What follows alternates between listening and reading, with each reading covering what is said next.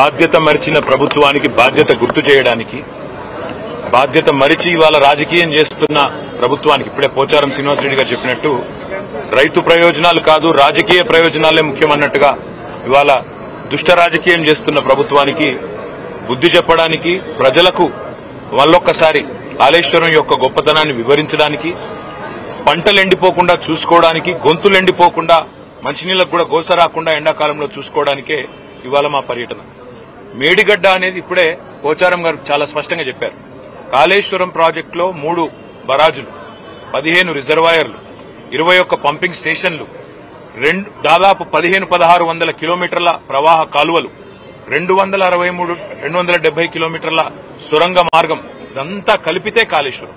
ఇవాళ మా ప్రయాణం మొట్టమొదటిగా ఈరోజు మేడిగడ్డ, తర్వాత అన్నారం పోతా ఉన్నాం. తదనంతరం రాబోయే రోజుల్లో అన్ని రిజర్వాయర్లు కూడా సందర్శిస్తాము, అన్ని చోట్లకు కూడా పోతాము. ఇది మొదటిది మాత్రమే, ఇవాళ పర్యటన మొదటి భాగం మాత్రమే. ప్రభుత్వం తన బాధ్యత మర్చిపోయింది.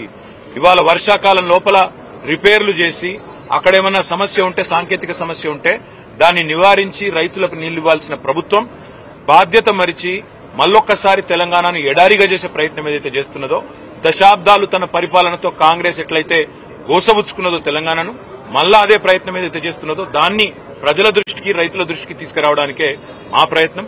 మేము ప్రభుత్వాన్ని ఇప్పుడే పోచారం గారు డిమాండ్ చేసినట్టుగా అడిగేది ఒకటి, మీకున్న అభ్యంతరం ఏంది రిపేర్ చేయడానికి? బాధ్యుల మీద చర్యలు తీసుకోండి, మేము కాదనట్లేదు. తప్పు జరిగితే బాధ్యుల మీద చర్యలు తీసుకోండి, ఏ రకమైన ఎంక్వైరీలు వేస్తారో వేసుకోండి, కానీ మా మీద కోపం రైతుల మీద తీర్చుకోకండి. మా మీద ఉండే ద్వేషం, మా పార్టీ మీద ఉండే కోపం రైతుల మీద, రాష్ట్ర ప్రజల మీద తీర్చవద్దు అనే మాట ఒకటి. రెండవది, ఎండిపోతున్న పంటలు ఇప్పటికే స్టార్ట్ అయింది, ఆ ఇబ్బంది ఇప్పటికే స్టార్ట్ అయింది. వాటిని కూడా సందర్శిస్తుంది మా పార్టీ నాయకత్వం. అన్ని బరాజులు పోతాం, అన్ని రిజర్వాయర్లు పోతాం, అన్ని పంప్ హౌజ్లకు కూడా తీసుకొని పోతాం. అవసరమైతే రాష్ట్రంలోని రైతాంగాన్ని కూడా జాగరూకులను చేసి అన్ని ప్రాంతాలకు మీడియాతో సహా అందరినీ తీసుకొని పోతాం. కాళేశ్వరం యొక్క సమగ్ర స్వరూపం, ప్రజాధనంతో కట్టిన ప్రాజెక్టును ఇవాళ పూర్తి స్థాయి దుష్ట ఆలోచనతో, ఒక కుట్రతో కూల్చే ప్రయత్నం ఏదైతే ప్రభుత్వం చేస్తున్నదో, వరద నీటిలో కొట్టుకుపోవాలి, రిపేర్ చేయకపోతే వర్షాకాలంలో వరద వస్తే మొత్తం బరాజ్ కొట్టుకుపోవాలన్న ఆలోచన ఏదైతే చేస్తున్నదో దాన్ని ప్రజలకు చెబుతాము.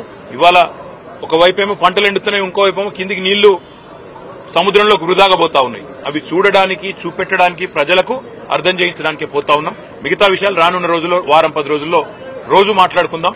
తప్పకుండా మా నాయకులు అందరం కూడా అన్ని రిజర్వాయర్లు గాని, అన్ని పంపింగ్ స్టేషన్లు గాని, అన్ని ప్రవాహ కాలువలు గాని అన్ని చోట్ల కూడా పోతాం. ఇది మొదటిది మాత్రమే మాట నేను మీకు విజ్ఞప్తి చేస్తాను.